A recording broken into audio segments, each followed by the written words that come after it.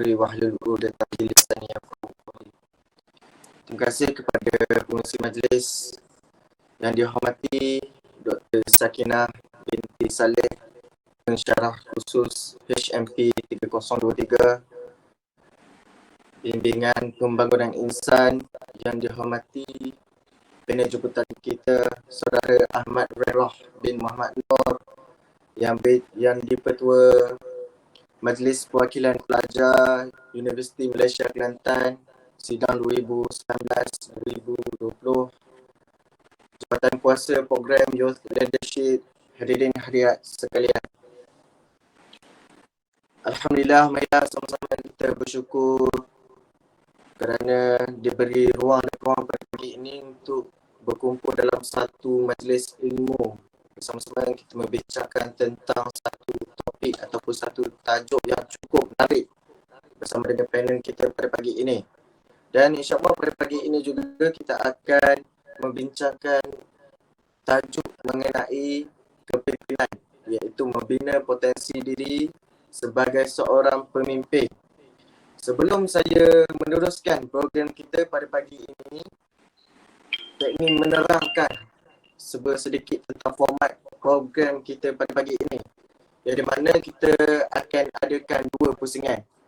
Okey, pada pusingan yang pertama saya akan melontarkan persoalan kepada panel jemputan kita, dan pada pusingan kedua pula kita akan membuka soalan kepada para peserta untuk mengajukan sebarang soalan kepada panel jemputan kita. Jadi tanpa melengahkan masa, kita akan meneruskan kepada pusingan yang pertama ya. Bersama saya, panel jemputan kita pada hari ini Ahmad Rerah bin Muhammad Nur. Sihat ya? Apa khabar? Alhamdulillah sihat, khabar baik. Alhamdulillah sihat. So saya difahamkan Saudara Ahmad ni berada di Universiti Kelantan ya? Ya betul, saya sudah berada di UMK sekitar bulan Ogos. Okay.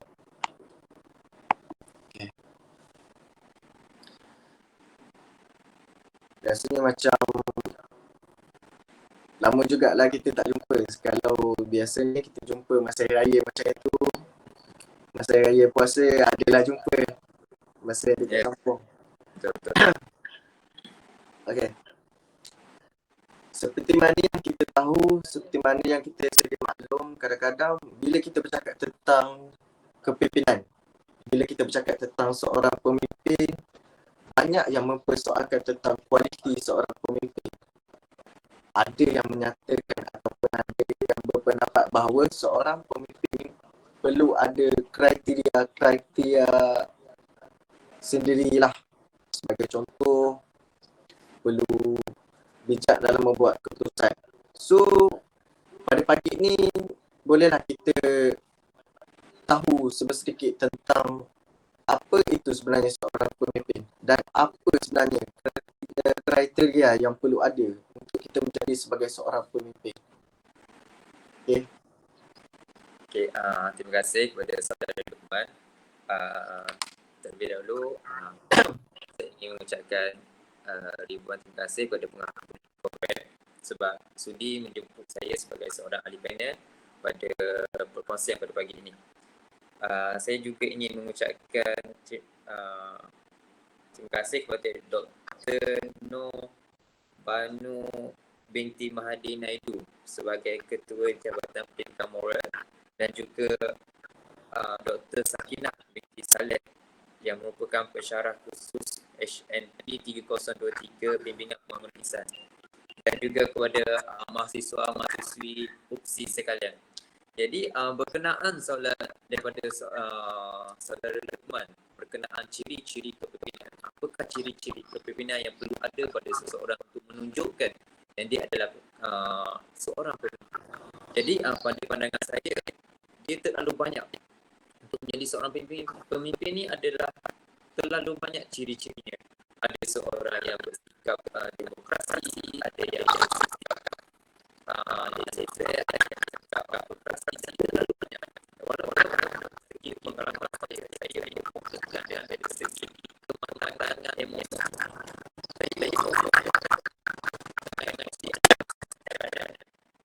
seseorang memimpin yang stabil sesekali melakukan apa-apa kerana seorang pemimpin yang pemimpin yang baik dia tidak akan sesuatu tertentu emosi dia akan mungkin bila dia sahabat yang boleh dengan tanya dan ini mungkin orang itu berkeyakinan tinggi itu sebab ini mempunyai keyakinan tinggi orang-orang tidak memiliki ada satu jadi dia tidak berfungsi dan orang-orang yang menjadi seorang pemimpin dulu sangat penting untuk mempunyai keyakinan tinggi dan keyakinan dia sendiri supaya kalau saya menjadi yang penting orang misi tersebut supaya dia dan dia dalam menerima lain sesuai mempunyai yang baik dan adab yang baik. Jadi tak semua ada sukar untuk menjadi seorang pemimpin yang baik dan yang baik dalam aspek kita sendiri berhubungan dengan orang pemimpin kita sebagai contoh ada pemimpin yang sepatutnya menjaga kita sebagai rakyat ada yang tidak rasa ada yang tidak korupsi ada yang tidak mengembangkan haram dan sebagainya jadi itu menunjukkan sikap yang tidak baik jadi untuk menjadi seorang pemimpin menjadi seorang betul adalah satu akhlak dan adab yang baik sebagai contohnya saya ambil saja menghormati kadang-kadang sudah menjadi seorang pemimpin sudah menjadi seorang ketua ada satu ego yang menyebabkan menerima tegur orang lain tetapi tidak bagi untuk pemimpin yang baik-baik pemimpin yang sebenarnya ada mana kita boleh juga jadi itu saja yang saya dapat kongsikan mungkin ada lain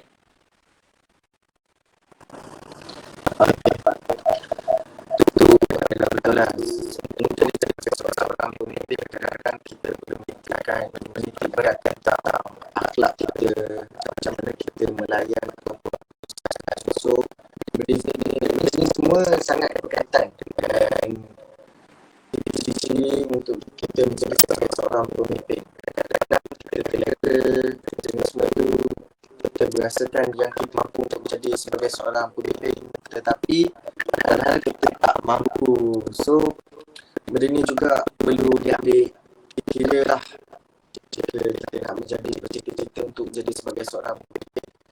Dan ada juga yang berpendapat ada juga yang berpendapat yang di mana terdapat individu atau sesetengah individu yang orang kata introvert ataupun yang tidak begitu menonjol diri lah yang seorang pemimpin yang boleh layak macam mana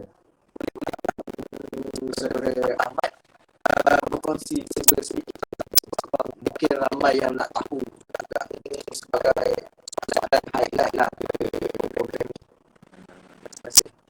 Okay, terima kasih soalan.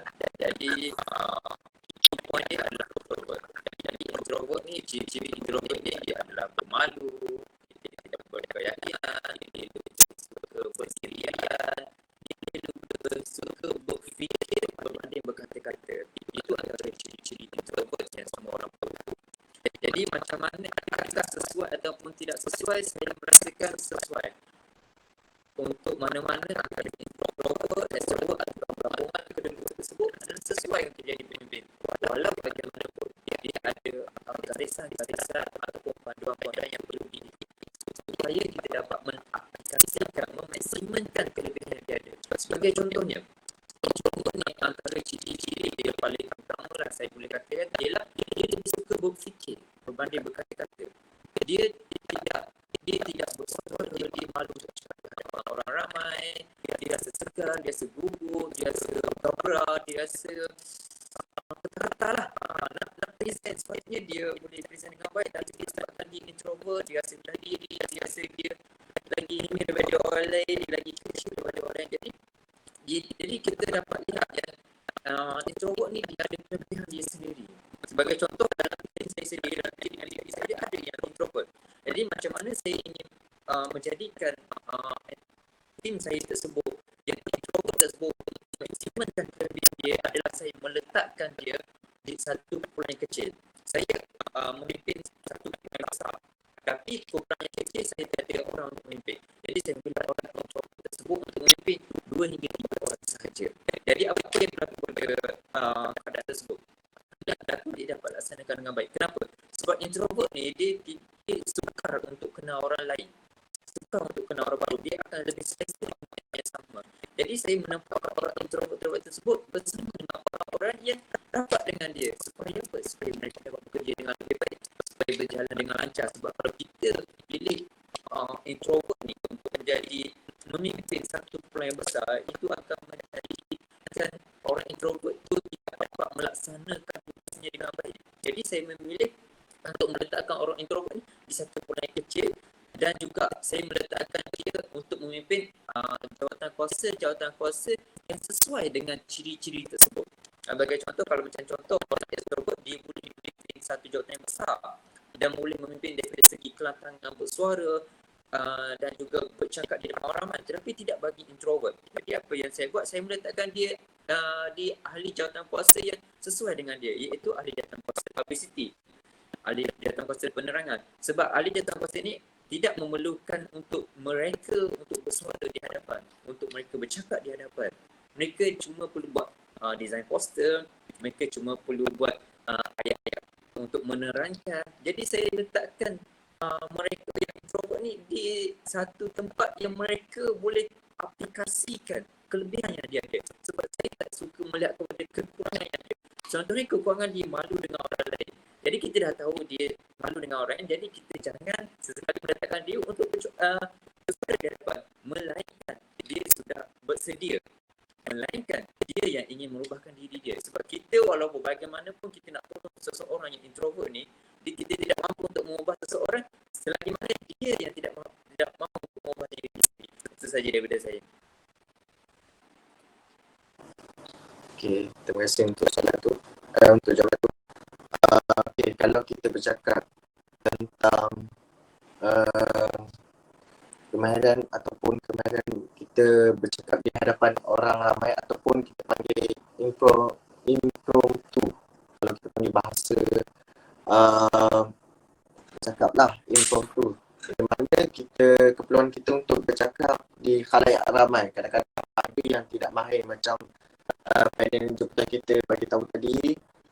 Kadang-kadang orang yang introvert ni dia malu untuk bercakap di hadapan orang ramai. So kalau boleh saya nak tahu, kalau macam mana untuk mengelakkan ataupun macam mana untuk menyelesaikan masalah rasa takut, rasa malu dalam diri kita lah untuk menjadi sebagai seorang pemimpin. Rasa takut akan untuk bercakap di hadapan umum lah. Boleh berkongsi sedikit? Okey. Terima kasih Saudara Lukman. Jadi tips untuk menghilangkan rasa gugup ataupun menghilangkan rasa gemetar, rasa malu, rasa kurang yakin bila untuk bercakap dengan semua orang ni, antara tips yang saya boleh kongsikan ialah berlatihlah, buat latihan. Buat latihan ni sebenarnya kita tidak memerlukan semua orang. Saya sendiri mengamalkan latihan ini, so saya boleh bercakap. Saya boleh menyampaikan tips ini sebab saya sendiri yang buat. Okey, apa yang saya buat ialah untuk berani bercakap depan, saya kena berani cakap dengan diri sendiri dulu. Saya akan bercakap depan cermin, saya akan bercakap di dalam bilik. So apa yang saya buat, saya present. Macam TED Talk. Tahu TED Talk? TED Talk ni adalah satu di mana kita present kemudian dan kita patutnya ada juri yang akan menanyakan soalan kepada kita. Tapi apa yang saya buat, saya present, saya cakap seorang diri dalam bilik. Lepas tu saya menjangkakan apa yang soalan yang audiens, apa yang penonton akan tanya soalan saya. So saya cuba menjawab apa yang orang akan tanya kat saya. Saya berlatih kadang-kadang dengan intonasi yang kuat. sehinggakan rakan-rakan bilik lain datang ke bilik saya kerana kerana ingat saya ada suatu perkara yang berlaku pada saya, tapi saya belum mengeluarkan intonasi yang kuat supaya saya dapat mengeluarkan satu aura yang baru. Saya dapat aura yang baru. Saya tidak mahu lagi jadi seperti yang dulu. Saya tidak mahu lagi duduk di depan orang lain. Saya tidak mahu lagi gemetar di depan orang lain. Supaya apa? Supaya satu hari nanti saya bersedia. Sebab sampai satu masa, sampai satu saat, sampai satu ketika saya perlu untuk menjadi ataupun bersuara atau bercakap di hadapan orang lain untuk present. Sebab saya yakin lepas saya belajar nanti saya akan pergi ke industri. Saya akan pergi ke company. Untuk itu saya akan di-interview ataupun ditemu duga. Jadi sebelum ditemu duga saya kena praktis. Berlatih, buat latihan demi latihan. Supaya apa? Supaya saya bersedia bila ditemu duga, saya tidak gugup lagi, saya tidak takut lagi, saya tidak malu lagi, saya rasa rendah diri. Itu antara tips yang saya boleh kongsikan. Antara tips yang lain ialah yang saya boleh kongsikan ialah lepas daripada kita present berseorangan, kita memilih kawan 2 hingga 3 orang, tak perlu ramai, 2-3 orang saja, mungkin seorang saja sekiranya belum ada keyakinan yang baik. Pilih 2-3 orang saja dan buat satu kumpulan yang kecil untuk kita present kepada mereka. Walaupun pada hakikatnya akan diherdik, mungkin kita akan dikeji, mungkin orang akan cakap kau ni tak bagus lah, kau ni banyak lagi kawan. Orang akan cakap pergilah ke mana-mana pun, pergilah ke daripada timur ke barat ke, pergi sepelosok dunia pun sekalipun, orang akan selalu mata. Jadi macam mana? Jadi biarkan orang itu semata. Jadi apa yang kita perlu buat, cari satu kumpulan yang kecil, kita present depan dia orang. Kita beritahu yang aku sedang berusaha untuk menghilangkan rasa gemetar, untuk menghilangkan rasa gugup, dan aku ingin meningkatkan keyakinan aku bila bercakap dengan orang lain. Jadi boleh ke orang mendengar presentation aku ni, mendengar apa yang aku ingin kongsikan. Jadi cuba bercakap. Yang tu yang kedua, bercakap di kumpulan yang kecil. Yang tiga ialah buat video. Macam mana nak improve, macam mana nak tingkatkan diri, keyakinan diri adalah dengan buat video. Kita rakam video kita cakap. Kita rakam, cakap. Lepas tu kita tengok balik. Mesti akan ada kesilapan yang kita buat dan kita dapat kena pasti daripada video tersebut. Jadi daripada video tersebut, bila kita kena pasti kesalahan tersebut, cari puncanya. Cari apa kesalahan kita dan macam mana kita nak improve. Sebab apa? Sebab kalau kita tak improve, kalau kita tak berusaha untuk tingkatkan diri kita, kita akan kebakar. Orang lain dah jauh depan. Tapi sampai bila kita nak berada di tempat yang sama? Betul tak? Jadi kita tak nak berada di tempat yang sama. Dunia dah semakin berubah, teknologi dah semakin berkembang. Kita tak nak berada yang sama. Kita nak berubah. Kalau dulu aku introvert, aku tak mampu untuk berubah untuk jadi extrovert 100%. Ataupun hari ini aku berubah, esok aku berubah. Tak mungkin berlaku. Jadi dia mengambil masa dan masa memerlukan kesabaran yang tinggi. Dan insya-Allah sekiranya kita berusaha ikhlas kerana kita nak improve diri kita nak bantu diri kita sendiri, bukan nak bantu orang lain, bantu diri kita sendiri, untuk bantu orang lain, insya-Allah dipermudahkan urusan. Itu saja yang saya dapat kongsikan.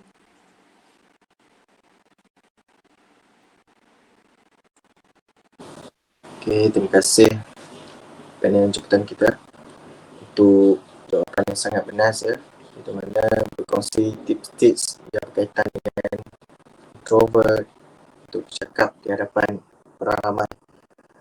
Okay, kita pun tahu yang mana kalau kita nak menjadi sebagai seorang pemimpin ni adalah satu keperluan, terutama dalam bidang pekerjaan.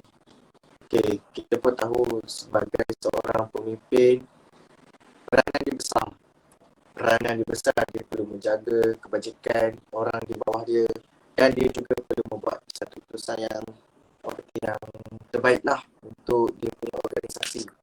So kadang-kadang pemimpin ni dia juga dipengaruhi ataupun mudah dipengaruhi oleh perkara-perkara ataupun nasihat-nasihat luar. Sebagai contoh, kita ambil dalam satu organisasi syarikat, kadang-kadang pemimpin ni dia lebih mengutamakan diri dia sendiri.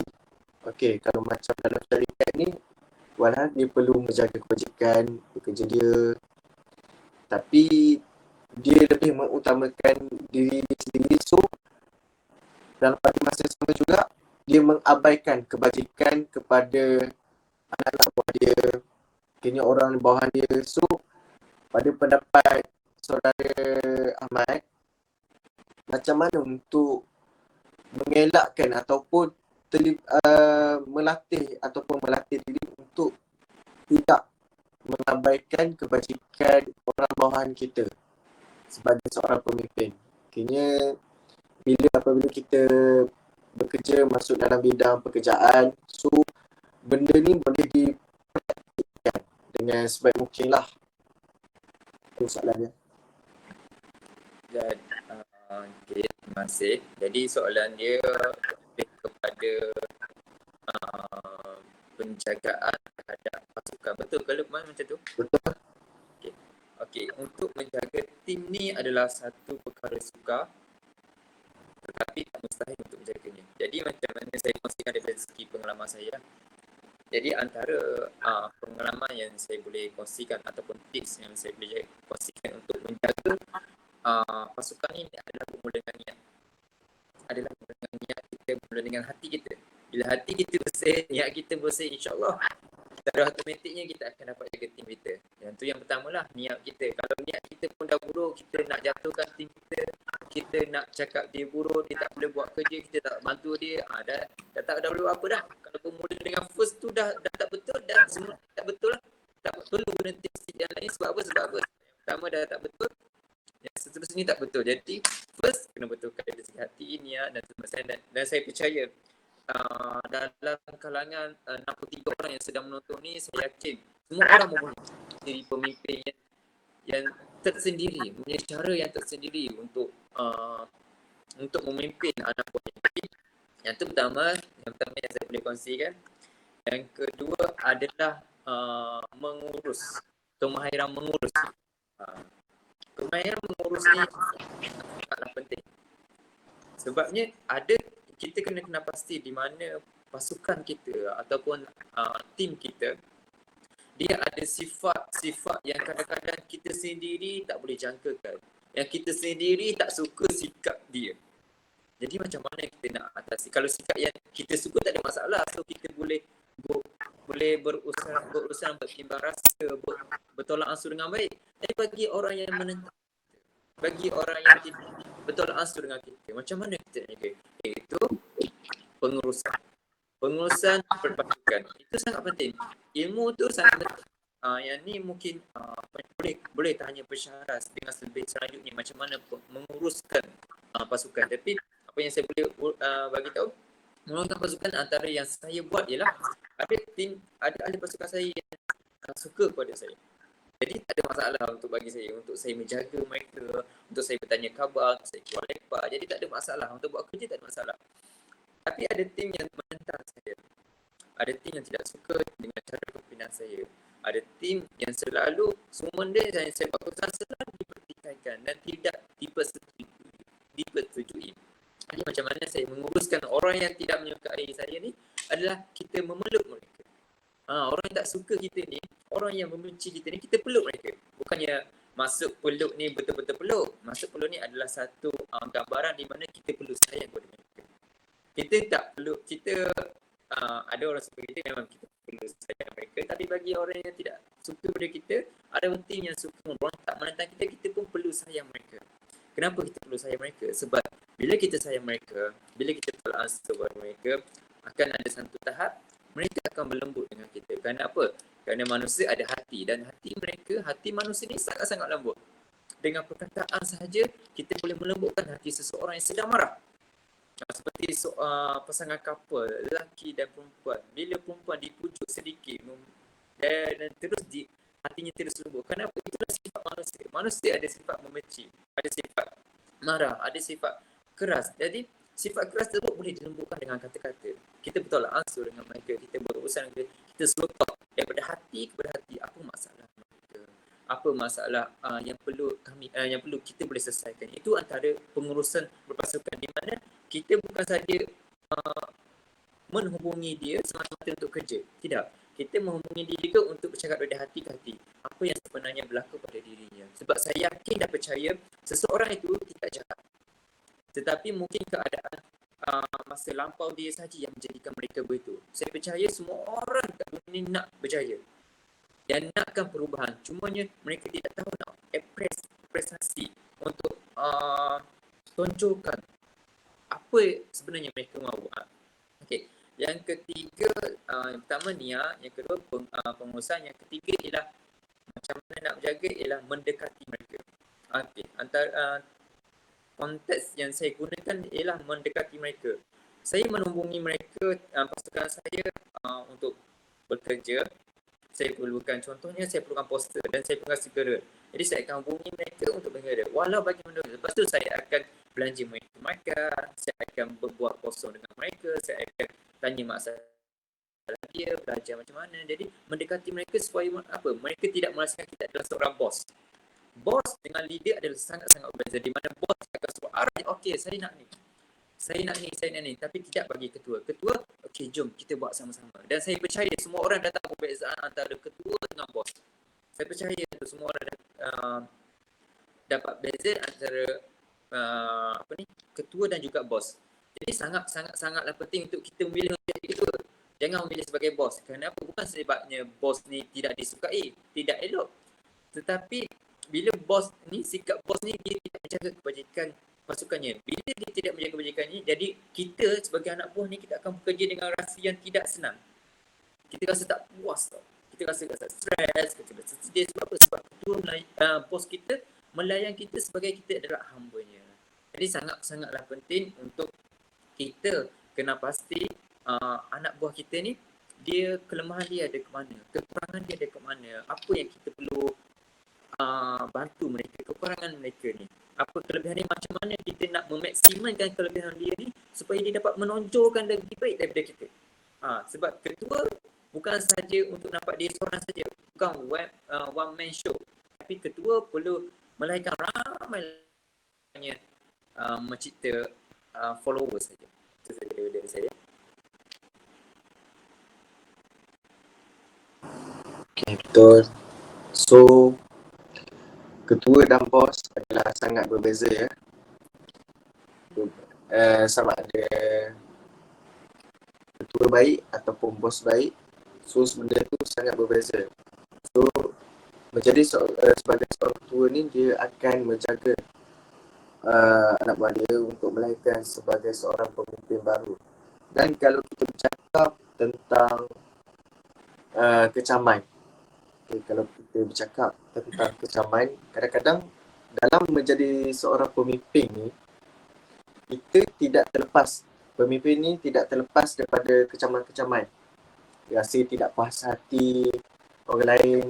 So, dia orang akan kecam kita. So, untuk mengatasi kecaman tu, saya rasa tidak sukar lah, ataupun boleh dikatakan sukar juga. So, kadang-kadang bagi setengah orang, bagi dia, mentaliti dia ni adalah bergantung kepada mentaliti dia lah. Ketahanan diri dia, mental dia, sama ada dia koyak atau tidak. So, jadi untuk kita nak mengatasi kecaman ni, tadi Saudara Ahmad dah bagi tahu, okey, perlu untuk dekatkan diri kita dengan dia, bercerita. Tetapi boleh tak cerita sikit ataupun kongsikan sedikit tentang mentaliti ni? Kadang-kadang ada seseorang tu dia tak kuat dalam mentaliti. So macam mana nak bagi meningkatkan ketahanan mentaliti seseorang tu kalau dia bercita-cita untuk menjadi sebagai seorang pemimpin? Okey, terima kasih kepada Saudara Luqman. Di sini saya nampak ada dua point dia. Satu, kecaman. Keduanya, macam mana nak kuatkan mentaliti. So, kita pergi kepada kecaman dulu. Okey, kecaman ni, saya yakinlah dekat MBP di seluruh universiti, termasuk UPSI sendiri, mesti selalu kena kecam. Jadinya, kena kecam ni, so saya ambil dari saya lah. Saya tak ambil orang lain. Jadi, macam mana kecaman ni, yang saya melihat, dia akan selalu ada. Dia tak akan habis. Dia akan selalu ada. Dia macam orang akan mengumpat kita. Akan selalu mengumpat. Walau baik macam mana pun kita, walaupun layanan kita lembut dengan mereka, tetap orang akan kecam kita. Jadi macam mana nak ada satu mentaliti yang baik. Satu mentaliti di mana supaya kita dapat mengubah perkara tersebut daripada patutnya benda kecaman ni adalah perkara negatif. Kita akan sifatkannya sebagai negatif ataupun perkara yang tidak baik. Macam mana kita nak jadi positifkan benda ni adalah kita meletakkan satu mindset di mana mungkin kecaman ni adalah salah satu cara Allah ataupun Tuhan bagi yang bukan agama Islam. Allah nak gandakan pada aku. Allah nak datangkan kebaikan kepada aku. Yang itu satu. Untuk apa ni? Macam mana kita nak cari positif tu ialah kita ambil yang negatif ni kita tukarkan kepada positif. Kita menjadikan dia lebih positif supaya apa? Supaya kita tidak terlalu kita tak benda ni. Yang keduanya abaikanlah. Kita kena abaikan benda ni. Kita ambil maklum, kita ambil tahu yang orang kecam kita, yang orang tak suka kita. Sebab mungkin ada yang perkara-perkara orang yang sebut terhadap kita. Contohnya Ahmad seorang yang tidak baik. Ahmad seorang pemimpin yang lemah contohnya. Jadi mungkin itu adalah perkara yang betul. Jadi macam mana kita nak menjadikan kecaman ataupun bungutan orang tersebut untuk kita positif dia ialah kita ambil maklum dan kita ubah diri kita. Kita tak perlu keluarkan apa-apa kenyataan sebab orang akan selalu cakap buruk kita. Orang akan selalu cari keburukan daripada kita. Dan itu adalah lumrah manusia, asam garam kehidupan di mana orang tidak akan berhenti-henti ada mencari kekurangan kita. Walaupun pada hakikatnya kita berada kat rumah saja, kita tidur kat rumah saja, kita tak buat apa, orang tak akan cakap, dia ni selalu dia tidur kat rumah. Dia ni selalu tak buat apa-apa. Betul tak? Duduk kat rumah saja tidur pun kena kecam. Duduk rumah kat tidur pun saja kena kutuk.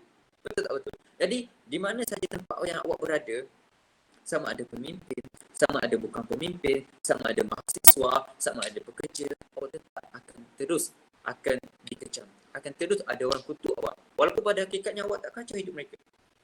Dan itu adalah lumrah kehidupan. Dan di mana awak kena terima. Sebab tak ada dalam dunia ni tempat orang yang akan betul-betul suka pasal awak. Takkan ada tempat ni di mana semua orang, ada satu tempat di mana semua orang akan senang dengan awak. Tidak. Kalau dalam 10 orang awak ada kawan, mungkin seorang tak suka kat awak. Kalau 10 orang ada kawan dengan awak, mungkin 9 orang yang tak suka kat awak, hanya seorang ada suka kat awak. Yang itu adalah asam garam kehidupan di mana kita tidak akan ada orang yang tidak menyukai kita dan orang yang menyukai kita. Okey. Itu bahagian kecaman. Jadi bagaimana untuk mentaliti ialah dia kena satu latihan lah. Macam mana nak latihan tu? Setiap pagi cakap kat diri, aku mulakan hidup baru. Jadi aku nak lupakan perkara yang baru. Perkara yang lepas. Setiap malam muhasabah diri, apa yang aku dah buat, apa yang aku dah berlaku pada hari ini, aku tidak mahu ingat lagi dan aku mulakan hidup baru. Di mana mulakan apa yang saya boleh keep on utama ialah mulakan dengan perasaan baru, mulakan dengan perkara baru, mulakan dengan azam yang baru. Setiap hari, pada pagi, kalau boleh bangun awal pagi lah. Setiap hari pada awal bangun pagi, aku ingin buat perkara yang baru. Aku ingin belajar benda yang baru. Aku ingin tingkatkan kekurangan aku yang pada lepas. Lupakan apa yang lepas. Lupakan apa yang orang bagi tahu. Sebab apa? Sebab kita tak lupakan. Kita pegang apa yang orang cakap kat kita. Kita pegang apa yang orang cakap buruk kita. Kita bersetuju dengan orang cakap kekurangan kita. Maka kita akan lambat. Kita akan terasa down. Kita rasa susah untuk kita berubah. Kita akan rasa di mana kita tidak mahu berubah. Sebab apa? Sebab kita terlalu memikirkan apa orang akan kata kat kita. Jadi itulah mentaliti yang perlu kita ada. Kita tak perlu fikir pasal orang lain. Sebab apa? Sebab kita hidup kat dunia ni bukan untuk puaskan semua orang. Kita hidup dekat dunia ni bukan semata-mata nak senangkan orang lain. Tak. Kita ada hati kita. Kita ada diri kita. Di mana kita akan menjadi mahasiswa atau mahasiswi pada masa sekarang. Tapi kita akan kerja. Tanya kepada mereka yang mengutuk kita. Tanya kepada mereka yang cakap buruk pasal kita. Orang nak tanggung ke makan minum aku selepas ni? Tak kan? Jadi kenapa kita fikirkan orang lain? Jadi pemikiran tu yang perlu kita ada. Di mana tidak perlu risaukan, tidak perlu hiraukan apa yang orang lain kata. Sebab mereka tak bayar, tak bagi dekat kita untuk kita senangkan mereka. Tak. Mereka tak akan buat, mereka akan selalu berkata, mereka akan selalu bercakap. Yang kedua ataupun yang ketiga saya lupa dah.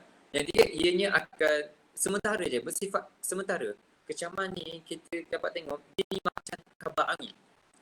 Dia berbeza dengan kabar angin sikit. Okay, dia ni bersifat sementara. Kenapa saya cakap sifat dia ada sikap sementara adalah kerana dia ni hanya akan panas dalam 1 minggu je.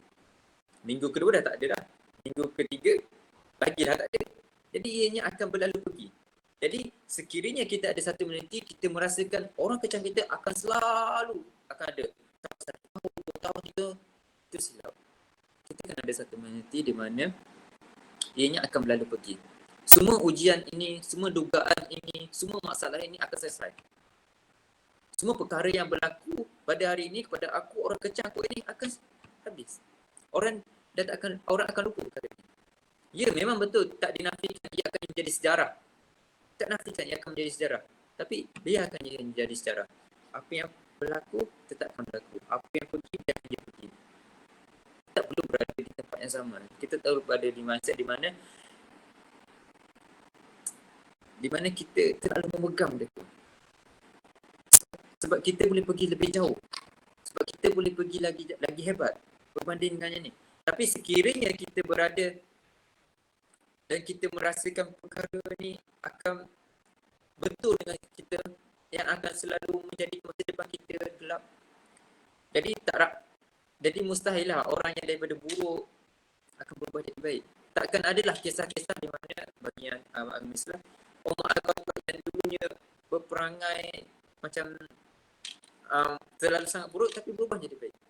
Kalau Umar Al-Khattab memikirkan dia sepanjang dia berubah, dia memikirkan dia adalah jahat, dia adalah dia adalah kejam, jadi dia tak akan berubah, dia tak akan menjadi seorang sahabat sahabat Rasulullah SAW yang dijaminkan syurga.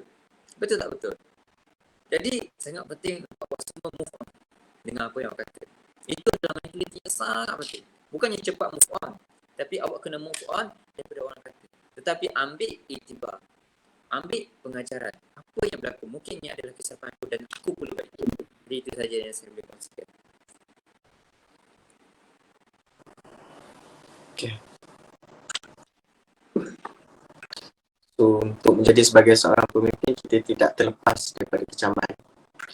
Oleh sebab itu, kita tak boleh untuk benci kepada orang yang suka kecam kita, suka bagi bercakap tentang buruk kita. Sebab dalam hidup ni, kita tak boleh benci suruh kita koyak kat belakang.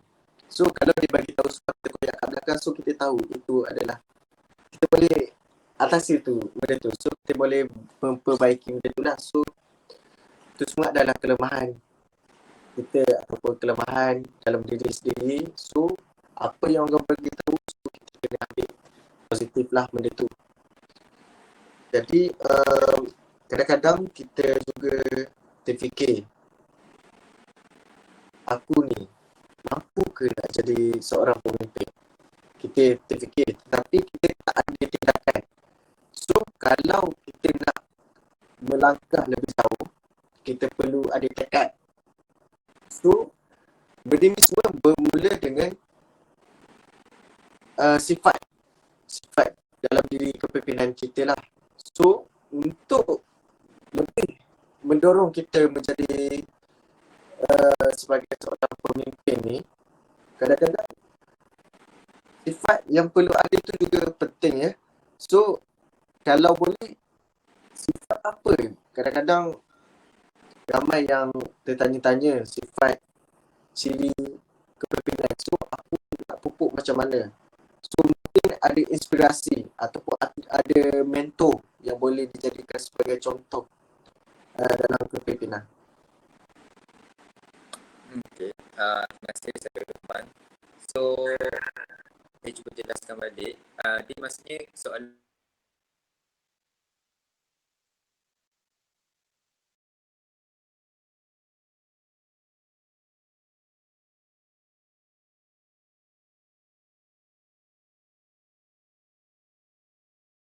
pemimpin.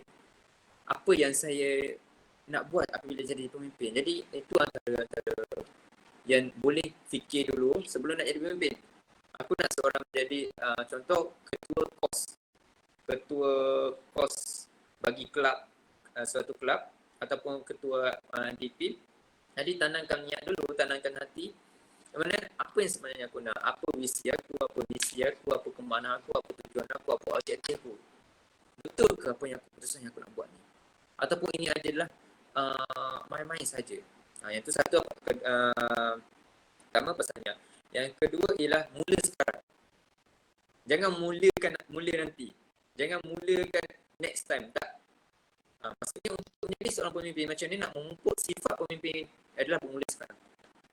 Jangan bermula nanti. Kita selalu cakap, nanti saya pergi. Tak. Jangan cakap nanti. Cakap, okey, sekarang saya pergi. Tukar ayat tu. Bukannya nantilah saya buat. Tak. Sekarang saya buat. Tukar ayat tu. Jadi macam ni nak jadi memupuk seorang pemimpin ialah sekarang aku nak jadi pemimpin. Bukan nantilah aku praktis untuk jadi pemimpin. Tak. Jangan cakap nanti. Jangan cakap next time. Jangan bertangguh. Cakap sekarang. Cakap sekarang yang aku nak jadi sekarang pemimpin. Macam mana aku nak jadi seorang pemimpin sekarang ialah aku mula sekarang. Macam mana aku nak mula sekarang? Aku tengok video-video pemimpin, macam mana jadi pemimpin. Aku mencari seorang mentor, mencari seorang guru, menjadi seorang idola yang aku boleh berinspirasi. Yang aku menjadikan sebagai contoh untuk aku jadi seperti dia. Betul tak? Okey. Jadinya, macam mana bermula sekarang ialah bermula dengan kecil. Iaitu memimpin kumpulan-kumpulan kecil. Saya sangat suka untuk memimpin kumpulan-kumpulan kecil terlebih dahulu sebelum saya memimpin kumpulan-kumpulan yang besar. Kenapa? Sebab bila kita praktiskan, kita amalkan daripada kumpulan kecil, bila kita dah besar, kita akan lebih faham apa yang kumpulan kecil tersebut berlaku. Kita akan lebih faham dan lebih memahami apa yang berlaku pada tim kita. Tetapi sekiranya kita terus naik ke atas, kita akan menghadapi kesukaran untuk memahami orang bawah. Sebab tu saya bermula dengan bawah. Saya bermula dengan bawah dan saya bermula dengan kecil. Sekiranya saya terus jump atau terus pergi ke atas, saya tidak akan memahami proses-proses. Sekiranya saya skip proses tersebut, jadi saya tidak akan memahami apa yang berlaku terhadap tim saya yang ke bawah saya. Sebab manusia, dia ada emosi dia, dia ada hati dia. Sekiranya kita tidak menjaga hati dia, tidak menjaga emosi dia, dia akan lebih cenderung kepada membuat keputusan yang tidak betul. Okay. Seterusnya, buat catatan lah. Maksudnya, lepas kita tengok video tu semua, kita buat catatan, kita pelajari, baca buku. Lepas tu, kita contoh teladan lah. Okay, seterusnya, sentiasa positif. Untuk menjadi macam mana nak praktis tu adalah mula dengan sekarang. Contohnya, orang introvert. Dia nak berubah kepada extrovert ataupun dia nak berubah daripada introvert yang lebih baik. Maksudnya mungkin introvert yang kurang baik, dia nak berubah kepada lebih baik. Macam mana? Dia perlu sentiasa positif. Di mana dia perlukan satu minda ialah aku dalam proses. So tak apa aku gagal ini. Jangan aku gagal kemudian. Sekiranya aku gagal, letakkan dalam mentaliti, aku bukan gagal, tetapi aku kurang berjaya. Maksudnya bila kita gagal ataupun kita kurang berjaya, sebenarnya kita memilih satu jalan yang salah dan ada 1000 jalan. Maksudnya, bila satu jalan yang salah, ada 1000 lagi jalan untuk kita dapat kejayaan kita. Itu antara sifat ataupun cara yang kita boleh pupuk sifat kepimpinan bermula daripada sekarang. Itulah yang saya dapat kongsikan.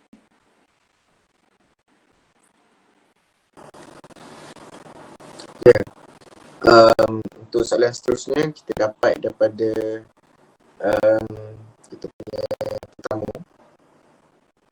Itu berkaitan dengan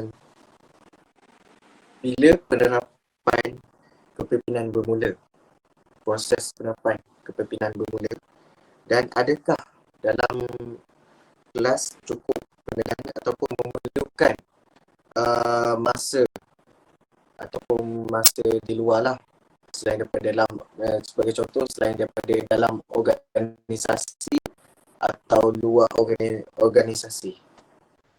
Boleh terangkan tak proses-proses untuk macam mana nak menerapkan kemahiran kepimpinan? Ya, soalan pertama untuk proses untuk menggerakkan sifat kepimpinan. Yang kedua, masa. Okey. Terima kasih pada soalan tersebut daripada mahasiswa-mahasiswi sekalian yang saya percaya yang ini semua adalah bakal guru, bakal akademik yang akan mengajar adik-adik, yang akan mengajar anak-anak, mungkin anak-anak dalam kalangan awak sendiri. Jadi macam mana untuk yang pertama ialah proses untuk menggerakkan sifat kepimpinan tersebut ialah, saya boleh katakan pertama niat lah. Macam mana pun mula dengan niat dulu. Bila kita dah niat betul, semua akan semua. Walaupun pada hakikatnya jalan tu adalah suka, bila kita dah niat, okey, aku nak memimpin ni adalah contoh, kena Allah bagi yang beragama Islam. Boleh niat juga yang aku nak tolong orang ramai. Jadi secara automatiknya akan dimudahkan urusan. Yang tu pertama lah. Jadi proses untuk pergerakan lagi ni antaranya yang awak semua boleh ialah bergaul. Pilih kawan-kawan yang ada sifat kepimpinan. Yang awak selalu rasa dalam 10 orang kawan awak, dia selalu bersuara. Dia selalu memberi arahan dan dia juga boleh menerima arahan. Dia selalu memimpin satu perkara. Contoh awak nak pergi kedai makan ataupun pergi ke berkelah. Tapi dia yang memimpin. Dia yang menguruskan semua benda, dia yang agihkan tugas. Belajar dengan dia. Bergaul dengan dia. Bergaul dengan dia dan jadikan dia sebagai kawan awak. Jadikan dia sebahagian daripada kehidupan awak, atau bukan sebahagian daripada sebahagian daripada circle awak. Kalau dalam bisnes dia akan ada circle bisnes. Tapi untuk leadership pun ada circle dia. Pilih kawan tersebut. Jangan pilih kawan-kawan, bukannya tak boleh pilih kawan-kawan yang tidak ada circle, tidak. Tetapi lebih baik untuk mempunyai circle yang ada sifat kepimpinan. Kerana apa? Secara automatik kita akan belajar dari dia. Itu adalah orang panggil free learning. Okay, yang kedua ialah masa. Sama ada berorganisasi di universiti ataupun di luar universiti. Bagi saya ialah sangat penting untuk kedua-duanya. Tetapi boleh memanfaatkan sepenuhnya ruang dan masa yang ada di universiti. Contoh organisasi. Organisasi kelab awak. Contoh kedua presiden ataupun YDP mestilah ramai anak ataupun ramai yang cenderung. Jadi kalau ramai itu tak perlu semua orang perlu jadi ketua. Boleh awak ketua publicity ataupun ketua setiausaha ataupun ketua kebajikan. Ya, bagi saya boleh katakan penting ataupun sangat diperlukan untuk belajar berorganisasi. Sebab balik ni, lepas awak keluar daripada USI dan awak cari sekolah, awak tetap akan ada organisasi. Walaupun awak jadi cikgu je, akan ada organisasi di mana guru besar. Jadi awak penting, sangat penting untuk awak ceburi atau awak teladani, untuk awak belajar betul-betul dan manfaatkan betul-betul masa yang awak ada, ruang yang awak ada kat universiti. Masuk apa kelab, tak perlu banyak, mungkin satu saja atau dua saja, maksimum dua. Satu saja kelab, duduk dalam tu, belajar berorganisasi. Sangat penting belajar untuk organisasi untuk kita tengok kepimpinan kita. Sebab daripada segi organisasi lah kita tahu kepakaran kita mana. Di mana bidang yang kita paling pakar, di mana bidang yang paling kita mahir, kita belajar dari situ. Jadi sama ada dekat luar ataupun di dalam universiti, itu terpulang pada individu tersebut. Ada orang yang dia fokuskan dekat universiti, ada orang fokuskan dekat luar universiti. Bergantung kepada kelebihan yang tersebut. Sekiranya awak ada kelebihan dekat luar, contohnya awak ada NGO lah. Jadi boleh manfaatkan apa kelebihan yang awak ada tu, sama ada dekat luar ataupun dekat universiti. Jadi itu saja apa yang saya boleh kongsikan.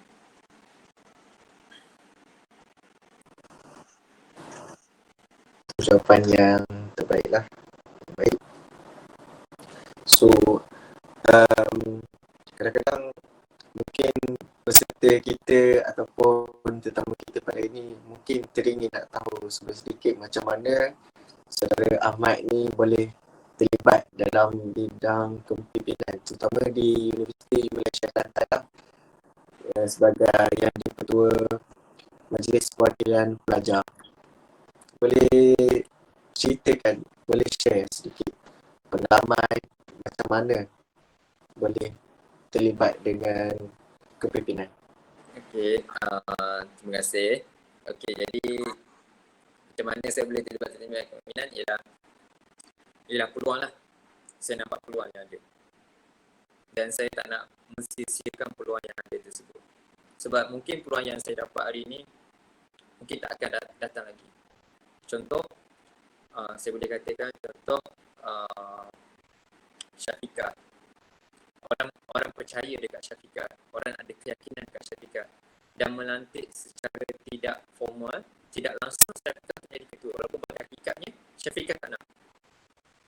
Jadi di situ ada peluang Syafiqah sama ada untuk menolak ataupun menerima. Nasihat saya adalah menerima. Sebab kadang-kadang kita tak nampak apa yang kita ada, tapi orang lain nampak. Jadi apa yang berlaku kat saya ialah saya tak nampak peluang tu. Saya tak nampak yang saya boleh jadi pemimpin. Sehinggalah kawan-kawan saya selalu mendorong saya, menyokong saya. Ahmad, kau patutnya jadi YDP. Ahmad, kau patutnya masuk MPP. Ahmad, kau patutnya jadi ketua. Kita orang nampak aku. Pada hakikatnya saya tak nampak. Pada hakikatnya saya tidak berminat. Bukannya bidang saya untuk menjadi salah seorang pemimpin ataupun berminat. Sebab saya lebih kepada keusahawanan ataupun menjadi seorang usahawan. Tapi orang lain lagi nampak benda tu. Jadi walaupun dengan hati yang berat untuk menerima cadangan orang lain, untuk menerima sokongan orang lain, tapi saya meletakkan diri saya di mana saya pasrah. Saya tawakal kepada Allah, ya Allah, mungkin ini adalah jalan terbaik kepadaku, maka pemudahkanlah. Maka dekatkanlah jalanku, ya Allah. Jadi saya berdoa dan alhamdulillah saya menjadi salah seorang pemimpin dan saya sendiri tidak menjangkakan saya akan pergi setinggi ini. Saya tidak pernah menjangkakan yang saya akan menjadi seorang pemimpin. Begitulah dengan awak semua, dengan 64 orang yang 65 orang yang ada dekat Google Meet ni. Mungkin dalam kalangan awak sendiri yang awak sendiri tak pernah menyangka, awak sendiri tak pernah terlintas di fikiran awak untuk menjadi seorang cikgu, untuk jadi seorang mahasiswi usi. Mungkin ada dalam kalangan 5 orang ni yang masuk ni adalah sebab besaan ataupun sokongan daripada ibu dan ayah. Tapi pada akhirnya mungkin awak jadi seorang cikgu. Itulah yang berlaku pada diri saya, di mana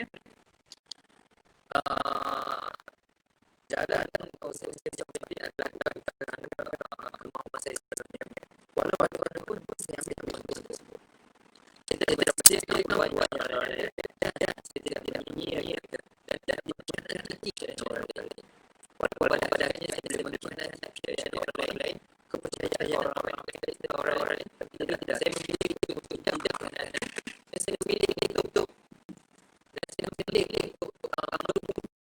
jadi itulah saya dapat kongsikan. Tapi kalau cerita lagi boleh pun.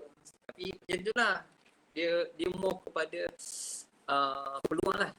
Saya boleh kongsikan. Mungkin cerita saya berbeza dengan orang lain, di mana setengah orang dia memang betul-betul suka pemimpin, dia suka betul-betul untuk memimpin orang lain, tapi tidak bagi saya. Saya bukannya saya berminat untuk menjadi pemimpin, tapi tidaklah sampai menjadi seorang YDP seperti ini. Saya sendiri tidak menyangkakan saya akan menjadi seorang YDP.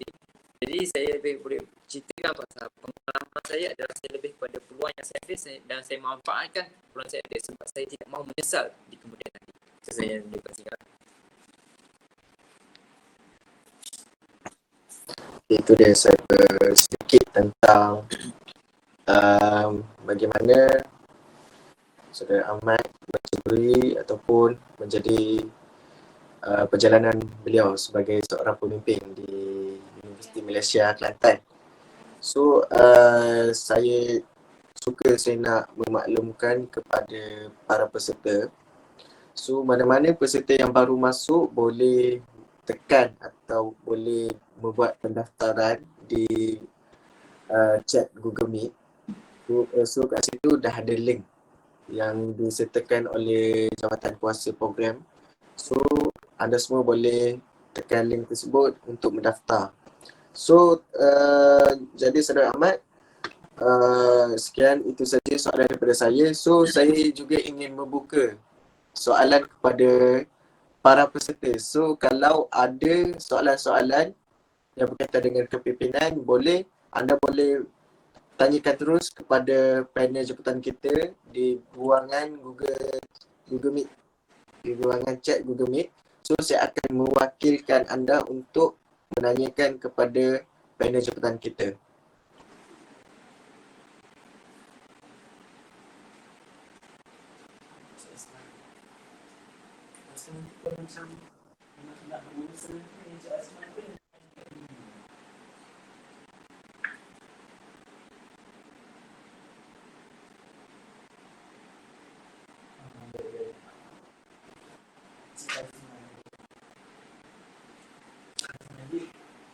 Ada soalan?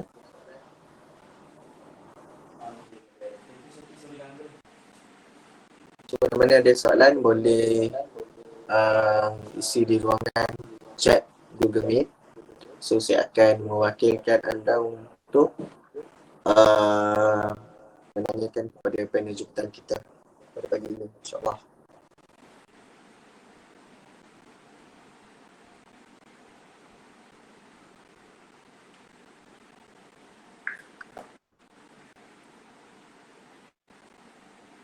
So kat sini saya ada satu soalan untuk Saudara Ahmad. Ya. Pada peserta kita. So dia bertanya, siapakah tokoh atau mentor yang memberi inspirasi kepada Saudara Ahmad untuk melibatkan diri untuk terlibat dalam kepimpinan? Okay. Saya pun dapat baca komen ni. So ada dua sebenarnya daripada Hasnawi bin Muhammad. Saya baca Hasnawi bin Muhammad dulu. Pastikan relevan samikna wa atu'na dalam kepimpinan yang autokratik. Kalau dia tidak mengapa bagi soalan ni, saya terangkan dulu samikna wa atu'na ni. Samikna wa atu'na ni maksud dia bagi yang beragama Islam lah, ialah kami dengar dan kami taat. Jadi kalau dalam Quran sendiri ada menyebut hai orang-orang yang beriman, taatilah Allah dan taatilah Rasul. Maksudnya kita kena apa yang suruhan Rasulullah SAW ataupun ayat Al-Quran kita kena dengar, kita kena patuh dan kita kena laksanakan. Tapi bagi dengan autokrasi ni saya tidak berapa pasti. Sebabnya dia melihat kepada macam mana autokrasi itu dilaksanakan. Macam mana kepimpinan autokrasi itu diaplikasikan dalam sebuah negara ataupun dalam sesuatu organisasi. Tetapi bila mana kamu melantik seorang pemimpin, jadi kamu wajib untuk mendengar arahannya. Melainkan dia membuat satu perkara yang bertentangan ataupun yang bertentangan dengan landasan ataupun aturan agama Islam. Itu untuk agama Islam lah. Okey, jadi untuk soalan Syafiqah Aris, siapakah tokoh ataupun mentor yang memberi inspirasi kepada saudara Ahmad untuk melibatkan diri dalam bidang kepimpinan? Ialah pertamanya dan yang lain tak bukanlah Rasulullah SAW, Umar Al-Khattab, Imam Asy-Syafi'i, dan sebenarnya antara inspirasi yang memberi ialah Datuk Wisi saya sendiri. Datuk Naib Chancellor saya itu Datuk Nur Azizi. Yang tu awak semua boleh tengok Twitter dia, LinkedIn, Facebook dia kurang. Datuk Nur Azizi VC UMK sekarang ni, dulu pensyarah ataupun dekan di UUM, dan dia sangat memberi inspirasi kerana kata-katanya, kerana cara kepimimpinannya, di mana dia tidak melihat kepada satu keputusan sahaja, dia melihat kepada semua aspek untuk melakukan suatu keputusan. Okey, itulah tokoh. Lagi tokoh-tokoh yang lain, Ustaz Habib Alizana, kalau sesiapa yang kenal lah Habib Alizana. Lepas tu Puris yang baru sahaja merampas Nurulfa daripada saya. Itulah, tak ada yang lain kurang. Okay, ada lagi soalan?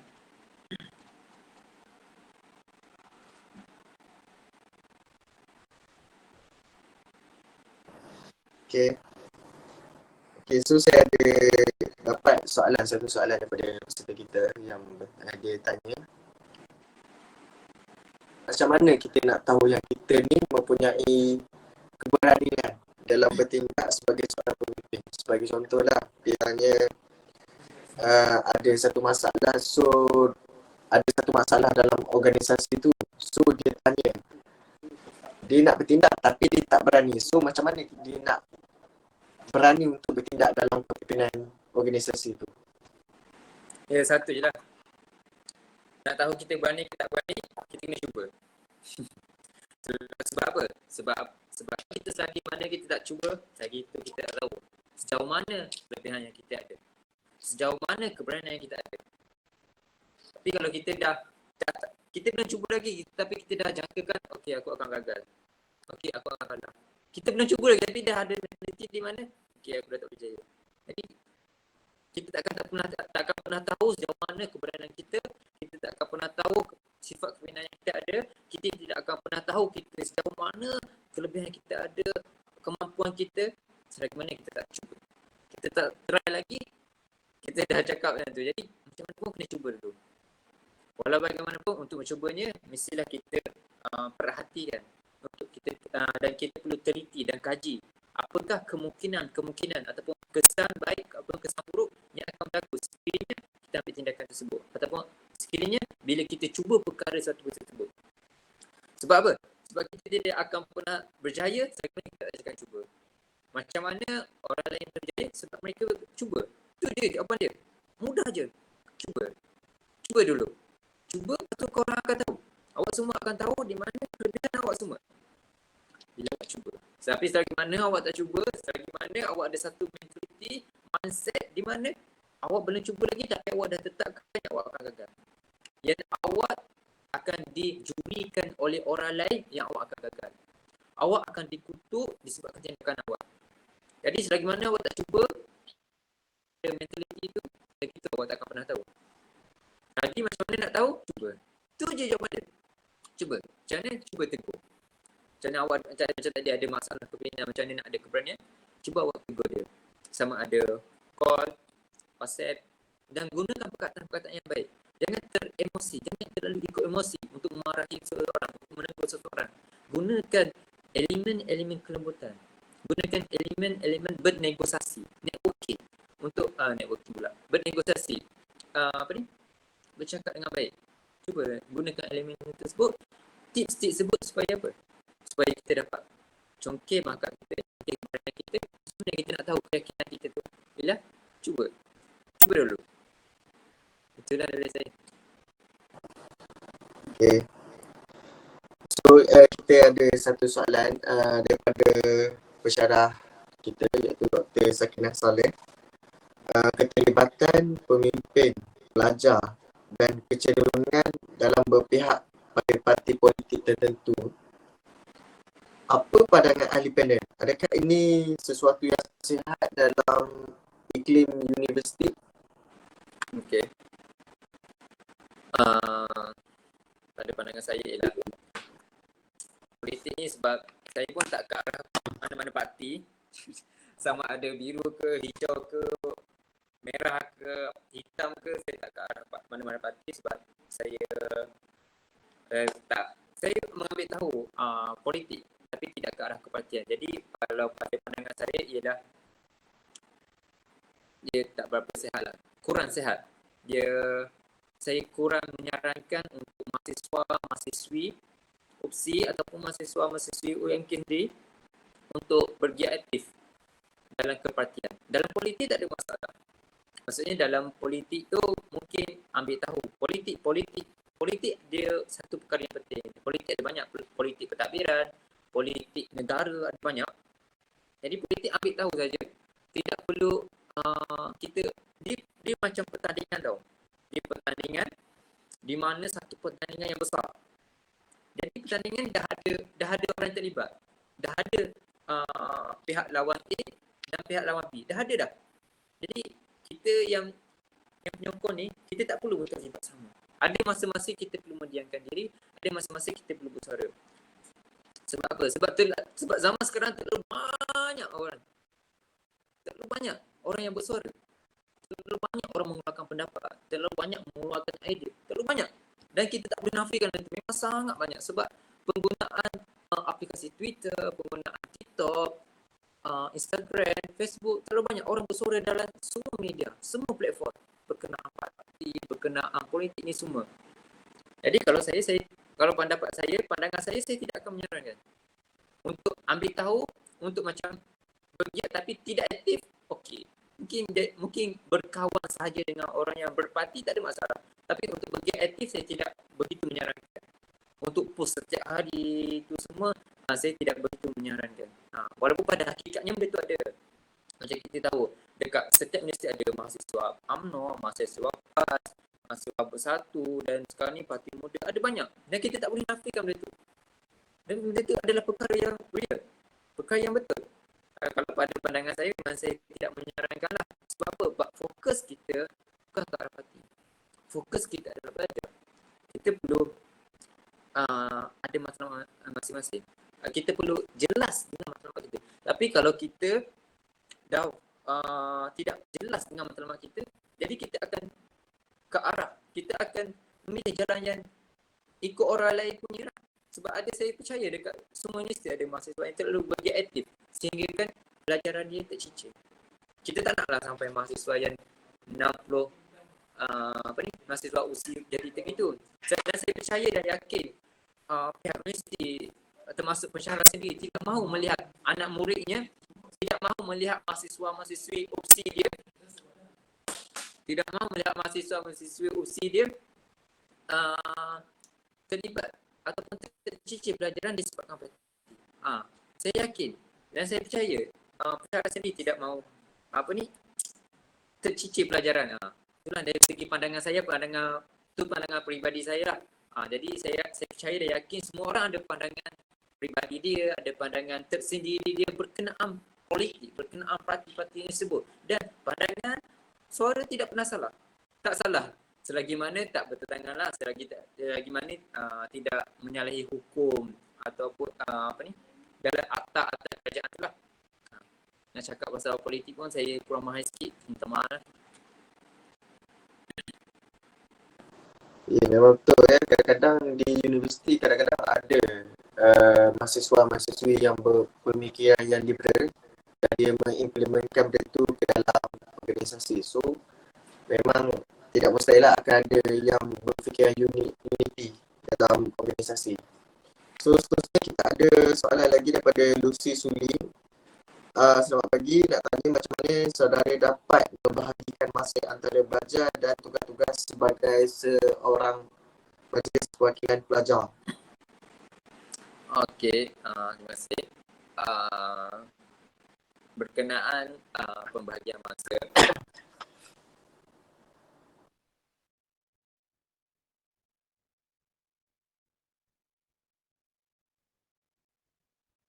sama ada berkenaan pembahagian masa, macam mana saya bahagikan masa antara IDP, Majlis Perwakilan Pelajar dengan belajar ialah saya perlukan satu tim, satu pasukan ataupun rakan yang boleh dipercayai, yang boleh mengingatkan saya tentang pelajaran, dan juga MDP. Kalau MDP saya dah ada tim, tak ada masalah. So berkenaan belajar lah. Macam mana tu?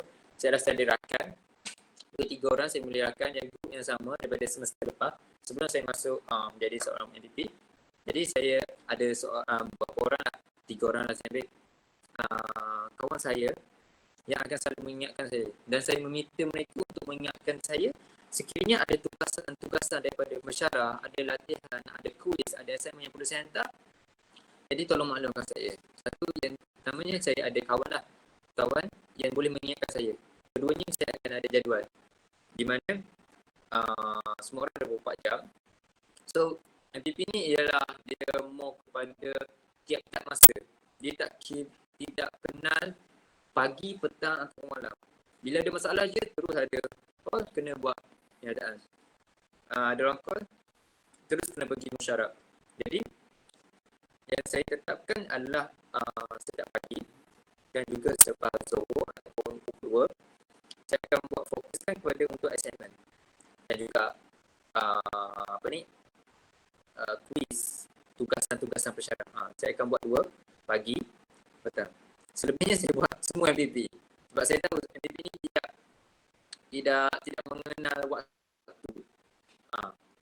Keduanya, itu yang saya dah tetapkan. Yang keduanya, bila ada masa percuma, ada masa free, saya akan fokus buat. Saya akan settlekan dulu, walaupun pada hakikatnya tarikh akhir untuk hantar ataupun due date hantar assignment tersebut adalah sebulan lagi, 2 minggu lagi, tapi tetap saya nak siapkan dulu. Sebab apa? Sebab bila saya bertangguh, saya akan jadi stres.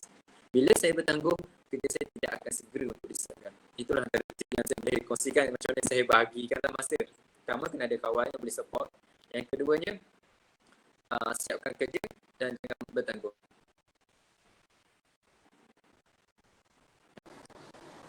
Okey, itu dia satu soalan mengenai pembahagian masa. So seterusnya kita ada 3 soalan daripada Muhammad Zuhri. Yang pertama, apakah ciri-ciri kepimpinan yang perlu ada mengendalikan sebuah organisasi. Yang kedua, apakah nasihat daripada saudara YDP mengenai pemimpin yang sedia ada sekarang dan juga bakal seorang pemimpin.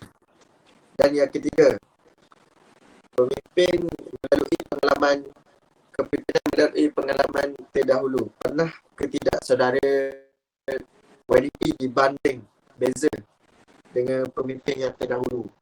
Ini soalan sakit sikit.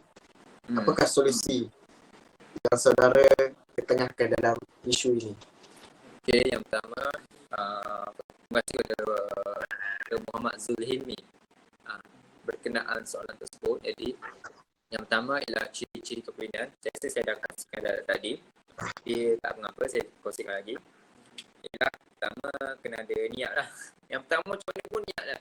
Mula yang apa-apa dulu, niat penting. Walaupun pada hakikatnya, kita sendiri macam kurang yakin lah. Aduh, boleh percaya ke tak? Macam mana pun niat. Okay, tak apalah aku niat kena orang. Tak apalah aku niat nak bantu orang lain. Akan dipermudahkan. Yang itu pertama. Okey, jadi ciri-ciri dia perlu ada dia benda ni benda yang berulang sebenarnya. Okey, berkeyakinan, berakhlak baik, berketerampilan tinggi,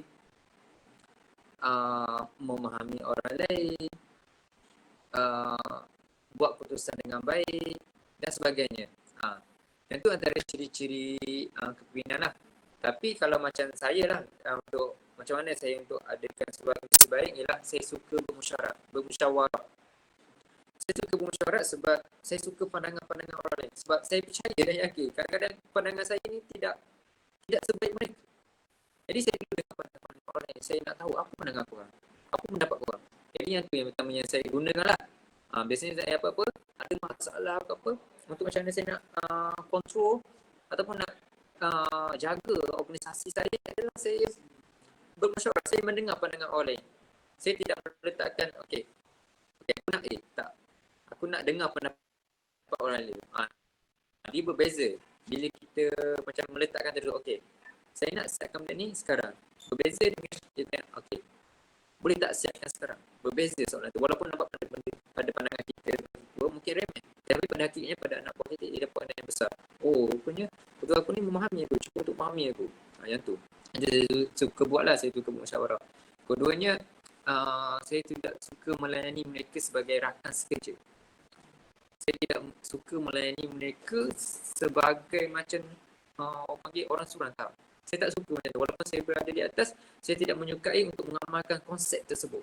Tapi saya lebih suka mengamalkan konsep tersebut ialah di mana saya suka melayani mereka sebagai seorang kawan saya, seorang sahabat di mana mereka juga ingin percaya. Jadi saya perlu support mereka. Saya perlu mendukung mereka walaupun mereka ni pada hakikatnya ada salah. Walaupun bagaimana saya tetap kena nasihatkan mereka. Saya tetap kena bantu mereka. Saya tetap kena keluar mereka. Kadang-kadang saya biarkan mereka untuk buat keputusan sendiri. Bukan sebab saya nak bantu mereka, sebab saya ingin berlatih untuk mereka buat keputusan sendiri. Yang tu antara ciri-ciri kepimpinan yang saya amalkan lah. Kalau tanya lebih lanjut, mestilah yang common lah, yang benda yang biasa. Bijak dalam membuat keputusan, berkeyakinan, berketerampilan. Yang tu semua boleh jadi ragu ke dengan orang lain ke, memang yang tu memang banyak-banyak sangat dikongsikan.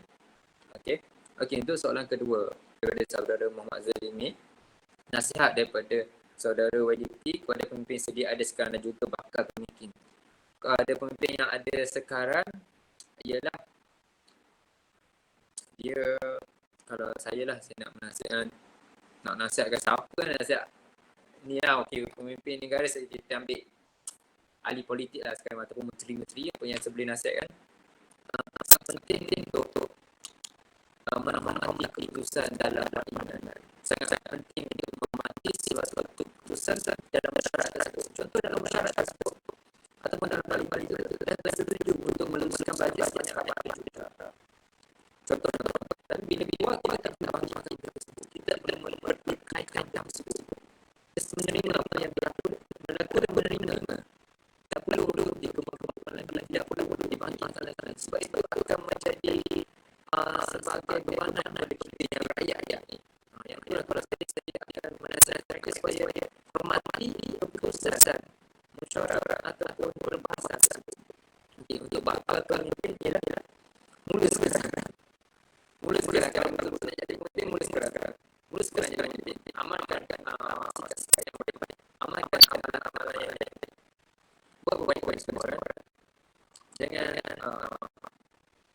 buat jahat, saya lagi bagi masa dengan sebaik-baiknya. Kalau dia menjadi pemimpin, fokus dekat pelajaran, dapatkan keadaan, dapatkan konten yang tinggi.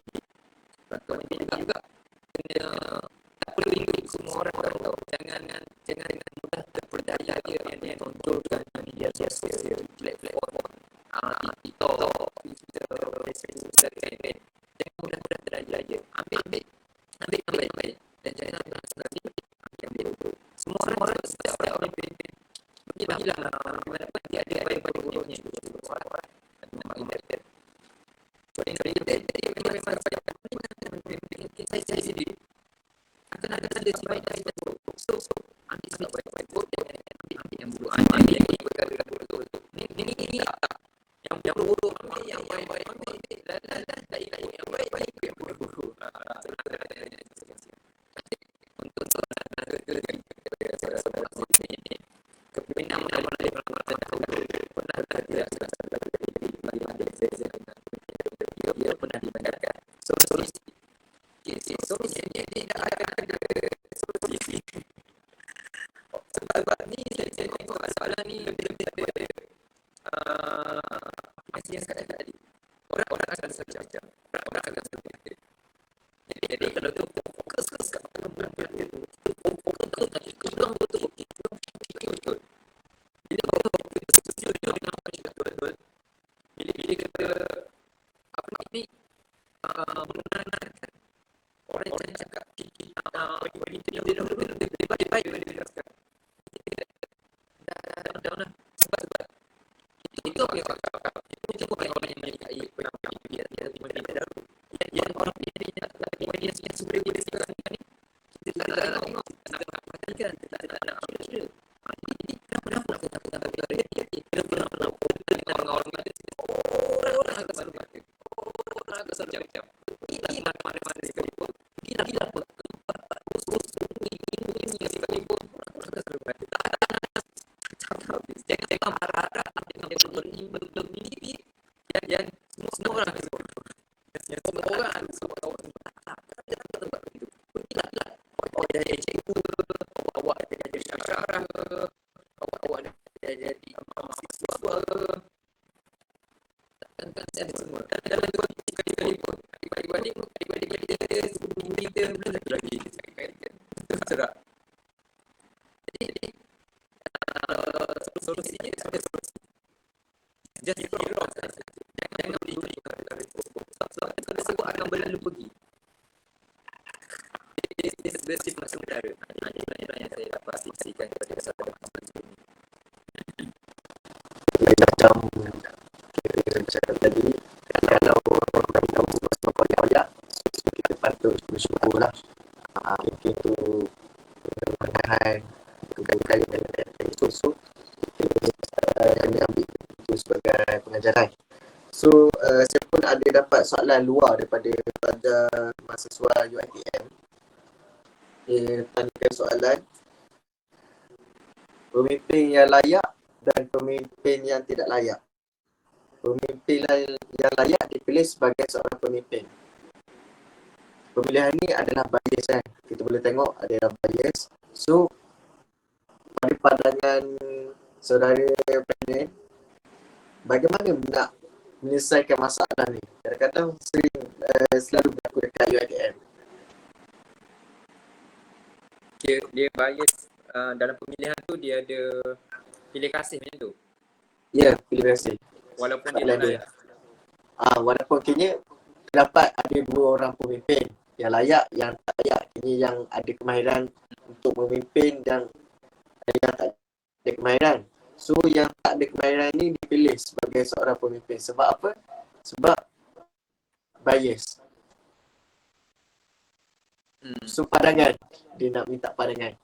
Okey, pada pandangan saya, pertamanya bila ada satu kumpulan tu dan dalam kumpulan tu untuk melantik seorang ketua, tapi dalam kumpulan tersebut ada sifat bias, sifat pilih kasih, di mana orang yang dipilih tersebut adalah tidak sewajarnya ada. Jadi pertamanya satunya tidak adil lah. Sebab dia melihat kepada dia memilih atas faktor dia adalah member aku. Dia adalah member saya. Dia pilih saya adalah sepatutnya sebab sepatutnya kita memilih seorang pemimpin adalah memenuhi kriteria yang sewajarnya.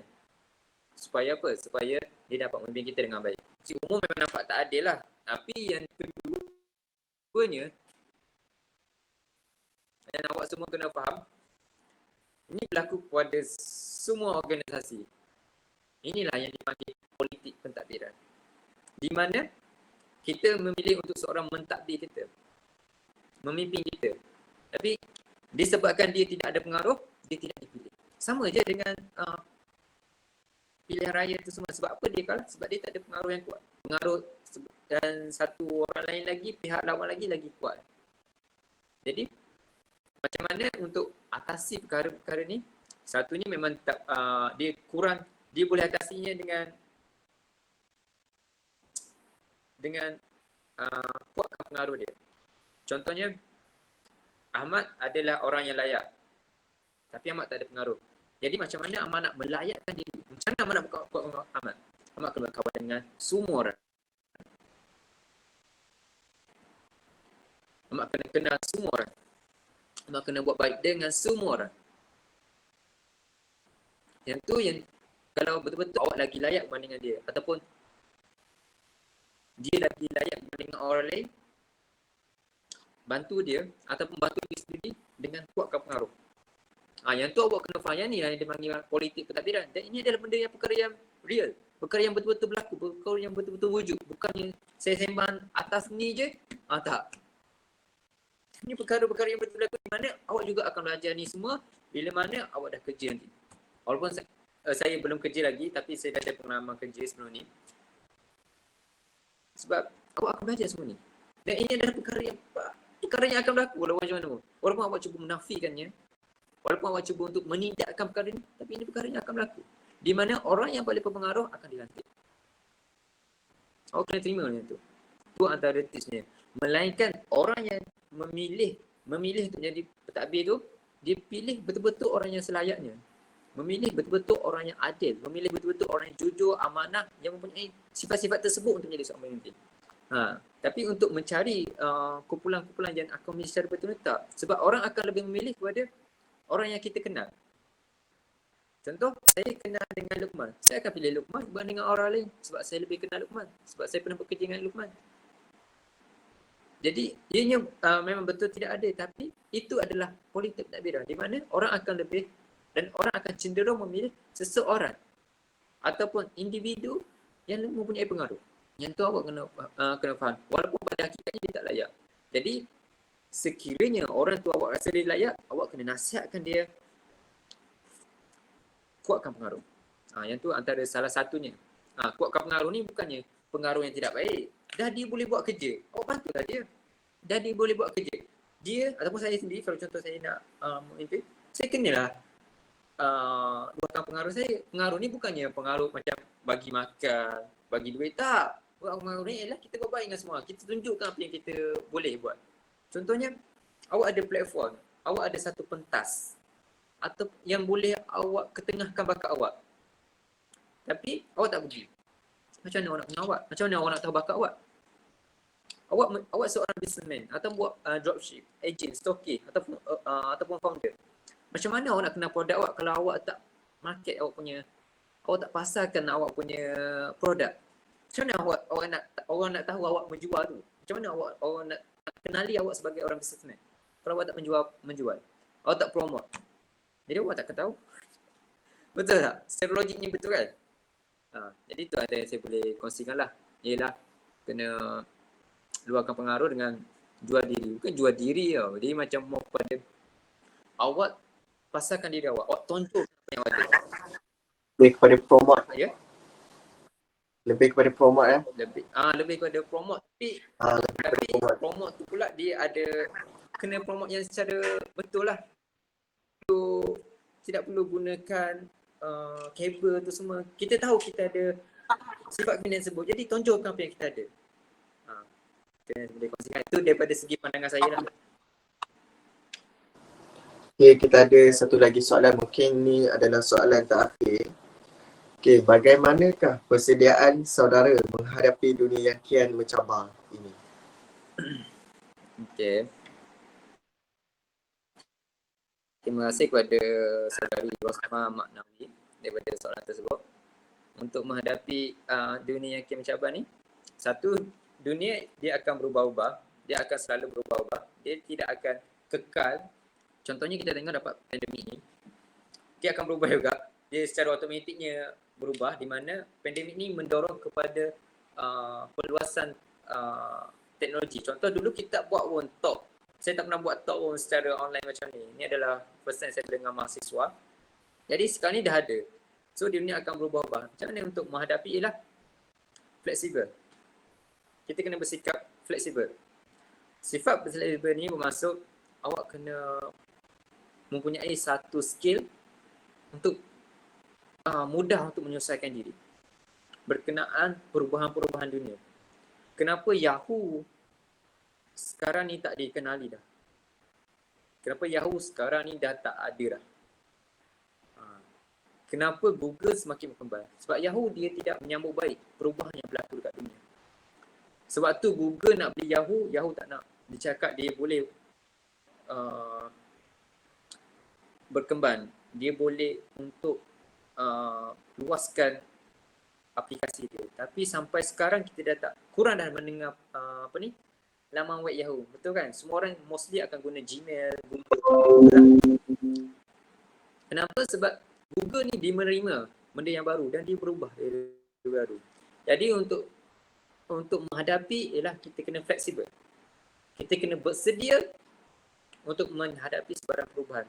Sebelum ni tak ada pun Google Meet, sekarang ni kita dah kena bersedia untuk menghadapi perubahan. Walaupun pada hakikatnya kita sukar untuk menerima norma baru ni. Tapi kita kena biasakan diri juga. Sebab inilah yang berlaku.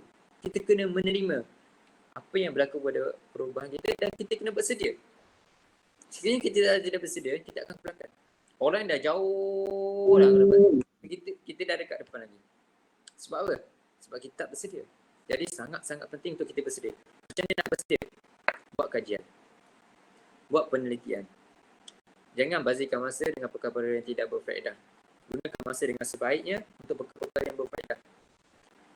Itulah yang saya dapat kongsikan. Kalau tak lagi persediaan, buat persediaan. Jadi contoh saya nak pergi, saya dah tahu lepas ni saya dah nak pergi ke LI, latihan industri. So saya kena buat persediaan lah. Saya kena sediakan resume. Saya kena cari company ataupun syarikat yang mana yang saya nak bekerja. Itu antara yang saya perlu buat. Untuk menghadapi perkara yang baru, saya kena bersedia dan fleksibel. Jadi yang tu saya. Tapi bagi untuk orang lain, contoh untuk bagi saudari Rosma Maknawi, apa yang berlaku pada diri awak? Apa cabaran yang awak perlu tempuhi? Apa cabaran ataupun dugaan yang awak rasa awak akan tempuh selepas ni? Contohnya awak tahun 3. Lepas ni awak masuk semester baru, lepas ni awak belajar. Apakah persediaan yang awak buat? Jadi awak kena tahu benda tu. Jadi awak kena buat persediaan yang awak sendiri. Tak perlu ikut orang lain. Jangan ikut step orang lain. Setiap orang ada kisah tersendirinya. Setiap orang ada tangga-tangga kejayaan dan tangga-tangga kegagalan dia.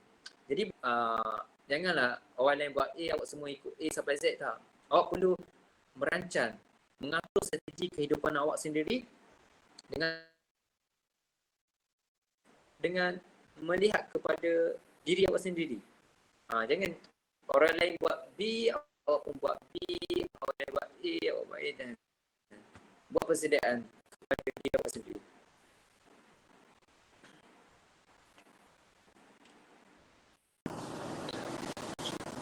Jadi itu adalah soalan yang terakhir pada hari ini. So saya harap semua para peserta boleh dapatlah info yang dikongsikan oleh panel jemputan kita pada pagi ini. Jadi alhamdulillah dengan soalannya tadi berakhirlah program kita pada pagi ini, iaitu Youth Leadership yang bertajuk membina potensi diri sebagai seorang pemimpin. Sebelum saya mengakhiri program kita pada pagi ini, suka untuk saya melontarkan 3 persoalan sama-sama dengan diri kita. 3 persoalan, iaitu soalan yang pertama, kalau bukan kita, siapa lagi? Kalau bukan kita menjadi seorang pemimpin, siapa lagi yang akan memimpin negara kita? Soalan yang kedua yang saya ingin lontarkan ialah, kalau bukan sekarang, bila lagi? Kalau bukan sekarang kita bertindak, kita menunjukkan diri, kita mempromotkan diri kita sebagai satu produk yang berkualiti, bila lagi? Dan soalan yang terakhir, iaitu soalan yang ketiga, iaitu kalau bukan di sini, di mana lagi? Kalau bukan di program Youth Leadership, di mana lagi untuk kita mendapatkan ilmu-ilmu dan info-info yang berkaitan dengan kepimpinan. So, jadi saya berharap pada ketika ini, pada saat ini, saya berharap info-info yang dikongsikan oleh panel jemputan kita mampu untuk mengubah diri kita dan mengembangkan bakat-bakat yang sedia ada. Jadi saya ingin mengucapkan ribuan terima kasih kepada panel jemputan kita, Sanana Ahmad Rerah bin Muhammad, dan insyaAllah nanti kita boleh lepas. Okay. Dan tahniah juga kepada jawatan kuasa program Youth Leadership serta hadirin hadirat sekalian. Jika terdapat sebarang kesalahan, kesilapan daripada saya, mohon maaf. Dan jadi saya serahkan kepada pengerusi majlis. Sekian. Assalamualaikum. Salam sejahtera.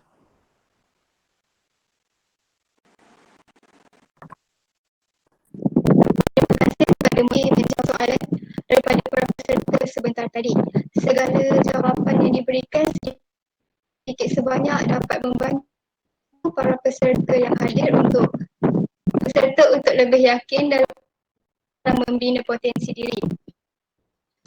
Seterusnya, diminta untuk semua peserta yang hadir untuk menerangan.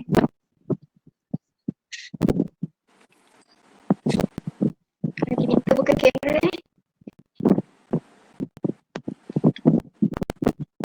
Okey,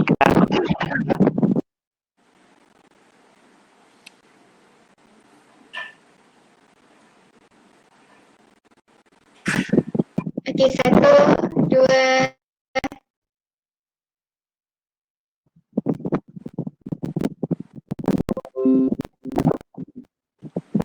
Okey dah.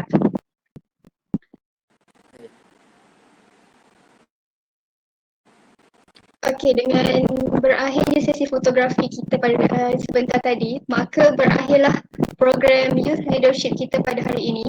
Segala kekurangan yang berlaku sepanjang majlis ini berlangsung, kami memohon beri